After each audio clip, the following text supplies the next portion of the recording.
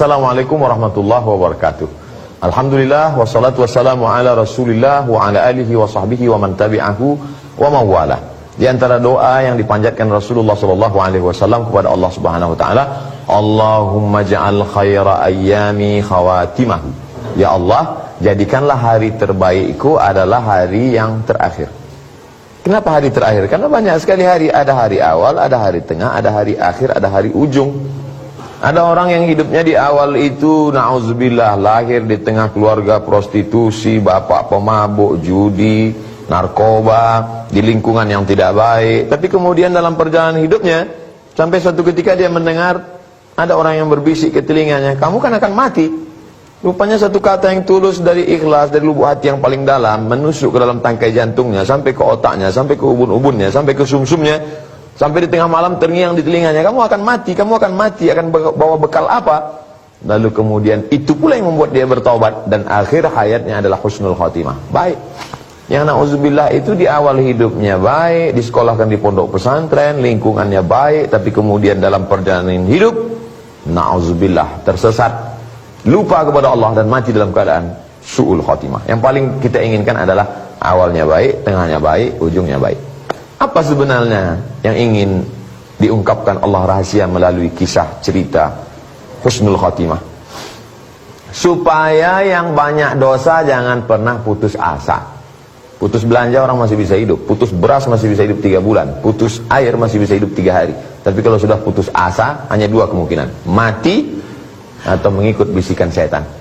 Oleh sebab itu maka yang banyak amal, yang rajin ibadah, sholat tahajud, sholat witir, sholat sunan isyraq, sholat awabin, sholat qabliyah, sholat ba'diyah, sedekah, zakat, wakaf, infak, banyak amalnya, jangan terlalu bangga. Karena na'udzubillah, ya muqallibal qulub, berapa banyak yusbihu mu'minan wa yumsi kafiran, paginya beriman, petangnya kafir, ingkar kepada Allah. Sebenarnya di balik cerita husnul khatimah itu adalah bagaimana kita senantiasa introspeksi diri, muhasabah. Hasibu anfusakum qabla an tuhasabu. Yang banyak dosa jangan putus asa, karena boleh jadi di akhir hayatmu kalau engkau taubat nasuha, engkau dapat husnul khatimah. Yang sudah banyak amal jangan kepedean, jangan angkuh, jangan sombong, karena saya orang baik. Belum tentu. La yudkhilal jannata ahadakum amaluhu, kamu masuk surga bukan karena amalmu. Lalu kenapa? Illa iyataghammadani Allahu birahmatih, karena rahmat Allah, kasih sayang Allah. Justru dengan angkuh dan sombongmu itu lebih baik merasa diri banyak dosa sehingga melihat orang lain bersih, daripada merasa diri ahli surga lalu melihat orang lain kotor, penghuni neraka. Man tawadha'a lillah, siapa yang merendahkan hatinya karena Allah, illa rafa'ahu Allah, maka Allah akan mengangkat derajatnya. Di antara penyebab orang dapat husnul khatimah, syaratnya adalah istiqamah. Alladzina qalu rabbuna Allah, orang yang berkata Rabbku adalah Allah, thumma istaqamu, kemudian dia istiqamah. Tatanazzalu alaihimul malaikah, turun malaikat.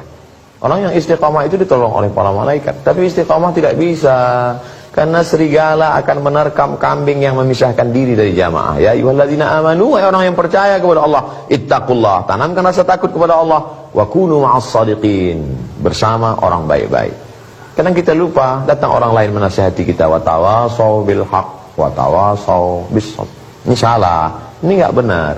Letak peci kita saja kita tidak tahu kalau tidak diberitahu orang. Kadang langkah kita saja kita tidak tahu. Berapa banyak orang yang kesandung kalau tidak diingatkan orang.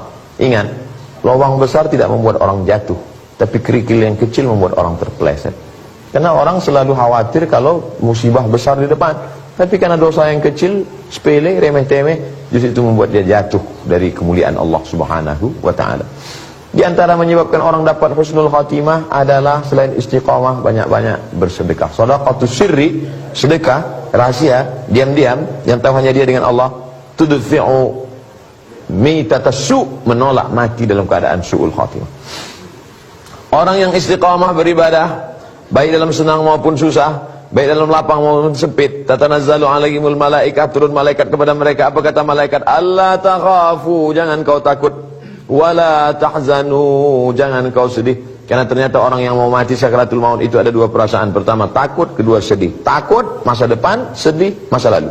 Sedih meninggalkan anak, sedih meninggalkan keluarga, sedih. Takut sakaratul maut, takut malaikat mungkar nakir, takut malaikat, takut titian siratal mustaqim. Tapi insya Allah orang yang istiqamah Allah berikan dia malaikat berkata, wa abshiru bil jannati allati kuntum tu'adun, masuklah ke dalam surga yang dijanjikan Allah Subhanahu wa taala.